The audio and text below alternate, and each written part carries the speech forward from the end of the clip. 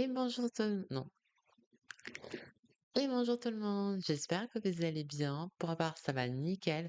Si vous ne me connaissez pas et que vous êtes de nouveau, moi, c'est Alex Kirby et on fait pas mal de réactions ici, de nouvelles vidéos sur l'actualité de Nintendo.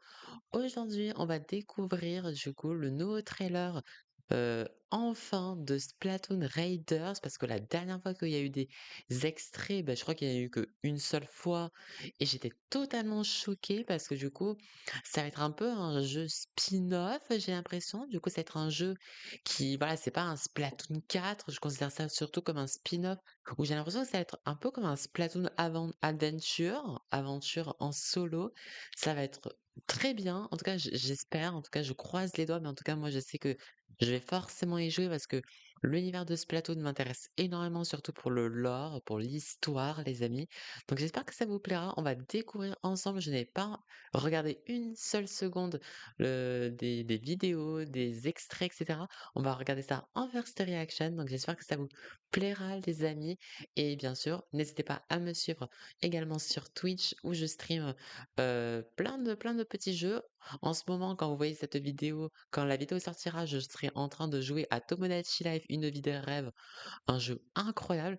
Et sinon, vous pouvez me suivre également sur Instagram, c'est alexhook, tiré du bas.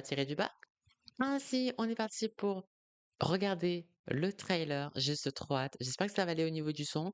Et le trailer dure 3 minutes, donc on va avoir ça. De ce pas, on est parti, let's go.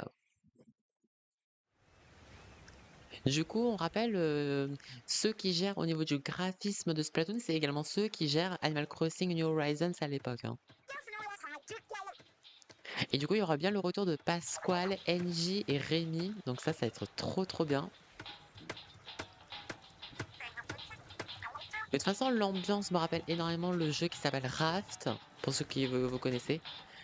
Mais même en plus, là, j'aime bien le détail des cheveux où en fait, tu as l'impression qu'ils sont un peu sales, qu'il y a du vécu, tu vois? J'aime beaucoup. En plus, là, le petit harpon qui fait office de les cordes, plein d'objets un peu recyclés et tout, j'aime énormément. Et du coup, on peut être soit un Inkling ou un Octaling, du coup, hein. On a le choix. Du coup, un jeu Splatoon centré sur le solo, voilà. Donc, du coup, pour ceux et celles qui ont du mal avec le Splatoon très compétitif, très multijoueur, ça peut être vraiment intéressant. Il faut voir, hein. En fait, moi, ce qui m'intéresse surtout, c'est l'intrigue, en fait. Et du coup, de ce que je comprends, on est avec un acolyte, en fait. Donc là, en fait, on va être... Oh! Un... Ok, on va affronter plein de salmonoïdes, un peu comme le Salmon Run. Ok, et du coup, on va avoir de l'aide, donc du coup, avec Pasquale, NJ et Rémi. On dirait un peu une torpille. Oh, île de Taillour, recherche de trésors. Oh, ah ouais, purée, ça fait vraiment open world, hein. C'est vraiment particulier, hein. C'est vraiment un parti pris, hein. Ce jeu, c'est vraiment un parti pris, hein. T'as un système de rank, construction de la base. Ok. Oh, ok. Oh là là, le stuff. Oh, c'est un ulti ou c'est un... En tout cas, c'est une compétence, en tout cas. Oh, comme une torpille.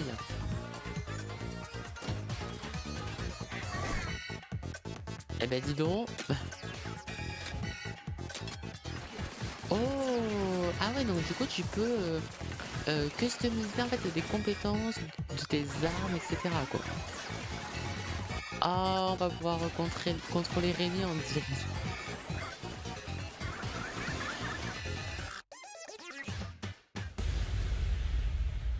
Waouh, le jeu il est très osé, hein. Le jeu il est super osé, hein.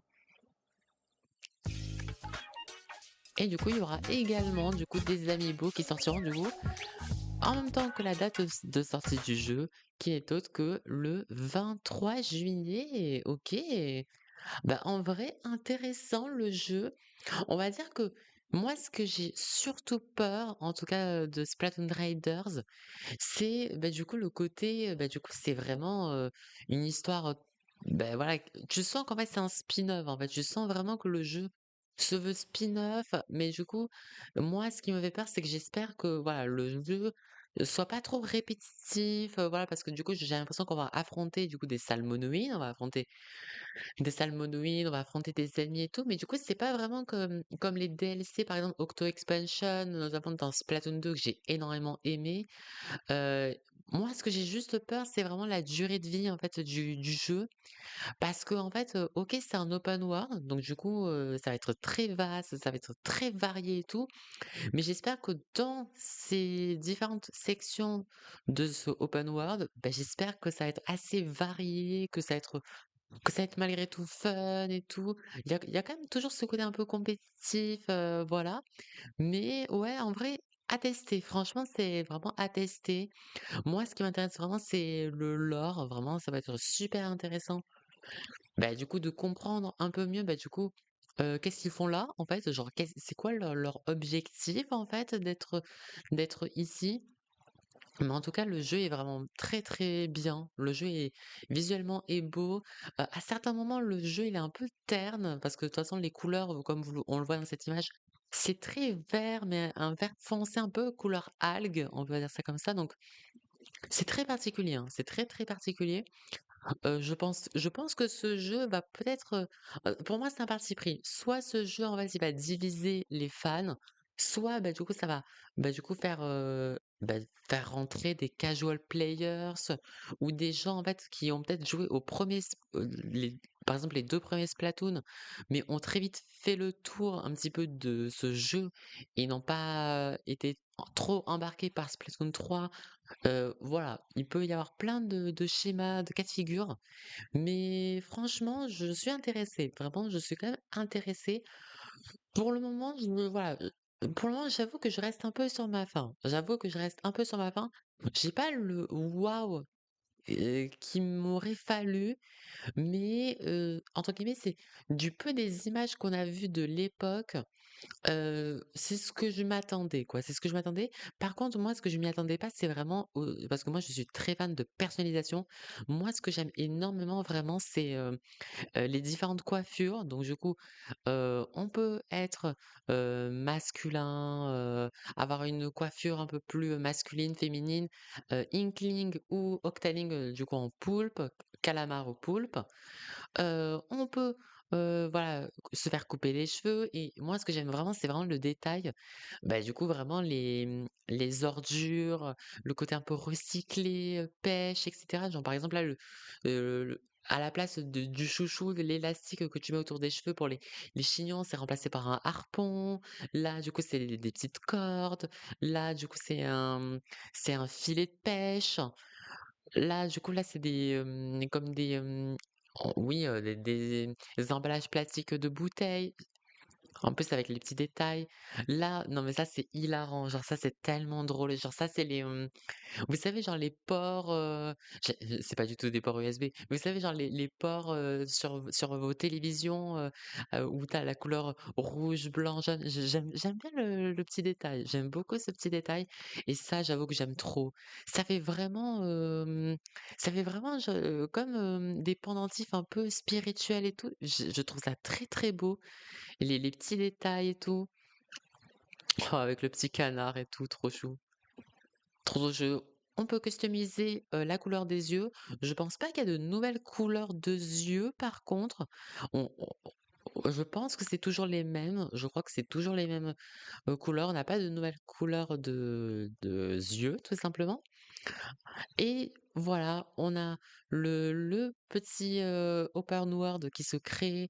On commence, je pense, toujours avec le petit Lucitator Junior, version, remasterisée dans le thème, du coup, de la récupération. Hem, ouais, vraiment, l'ambiance est très particulière. Au début, je n'osais pas le dire pendant ma réaction, pendant le trailer, mais ça me rappelle aussi notamment, comment ça s'appelle? Mario 3D World, vous savez, le Bowser's Fury. voilà, le DLC où, voilà, tu joues Mario. Il y avait un peu ce côté, voilà, très open world, mais sous forme de différentes îles, vous voyez? Donc pourquoi pas? Franchement, pourquoi pas? J'aime bien, ouais, le côté, comme dans Raft, ce côté, en fait, où, tu as vraiment une espèce de bateau et en fait, du coup, tu peux te balader dans cette barque, gigantesque et pouvoir, bah, du coup, là, justement, bah, là, construction de la base et ainsi, par exemple, voilà, développer de nouveaux gadgets en récupérant, voilà, des ils appellent ça le spiralite. Donc je comprends maintenant le fait que maintenant, au lieu des taches d'encre, ce soit des spirales et en fait, du coup, tu peux créer des gadgets et que du coup, c'est ça, en fait, qui vont te permettre d'avoir des buffs, on peut dire ça comme ça, de nouvelles compétences. Ça a l'air trop stylé, c'est trop stylé. Ça fait un peu radar, mais en même temps, ouais, comme une certaine protection. Là, l'espèce de torpille et tout, très bien. Hem, en fait, bah, du coup, NJ, Pasquale et Rémi peuvent, venir t'aider. Là, bah, du coup, par exemple, là, cette arme, ça s'appelle la Splashette et en fait, du coup, tu as un certain nombre de points. Donc par exemple, voilà, du coup, par exemple, là il propose 16 points et c'est toi qui décides, en fait, par exemple, qu'est-ce que tu veux mettre, sur cette arme comme buff, par exemple. Bah, du coup, en 6 points, bah, du coup, tu as la zone plus. Là, en l'occurrence, il a sélectionné, la frappe verticale qui coûte 4 points, réalise une frappe verticale généralement plus puissante que la frappe horizontale de base. Donc voilà, il y a un peu ce côté un peu, voilà, arbre de compétences qui, du coup, est très intéressant pour renforcer le côté mode aventure, un peu plus stratégique. Donc ouais, franchement, je suis très intriguée. Franchement, je suis très, très intriguée par le jeu. J'attends d'en voir plus. J'espère que, voilà, par exemple, voilà, là, vous avez un exemple concret que après peut-être que c'est la compression avec, YouTube et en plus, c'est vrai que je vous montre ça en 720p, my bad. Mais par exemple, mais voilà, genre, par exemple, même en 1080p, ça reste quand même un peu assez terne parce que je pense qu'on est dans l'eau. Je pense qu'on est sous l'eau, mais du coup un peu, qui a subi un peu la pollution avec, la couleur très algue. Mais voilà, j'espère que ça sera malgré tout très beau, visuellement. Mais, ouais, en tout cas assez intriguée de ce jeu. Donc pour ceux que ça intéresse, du coup, ça sortira le 23 juillet. Je ça je m'attendais à ça, pour être tout à fait honnête avec vous. Je visais vraiment, mi-fin juillet, pour être tout à fait honnête avec vous. Pour moi, Splatoon, c'est un jeu de l'été, donc pour moi, c'était obligé qu'il sorte, pour moi, ouais, pour moi, le grand minimum, ça aurait été au mois de juin, mais en vrai, peut-être que ça aurait été limite un peu trop tôt. Voilà, donc c'est pour ça que moi, mois de juillet, c'est très, très bien. Voilà, c'est très, très bien pendant la période un peu estivale, donc let's go. Donc j'espère que ça vous a plu. N'hésitez pas à me dire ce que vous avez pensé, de ce trailer. N'hésitez pas à me dire voilà, vos petits points positifs, vos points négatifs. J'ai très hâte de vous lire, quoi qu'il arrive, en commentaire. Prenez soin de vous. Je vous fais de gros, gros bisous.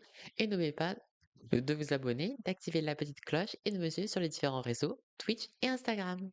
Gros bisous, gros bisous.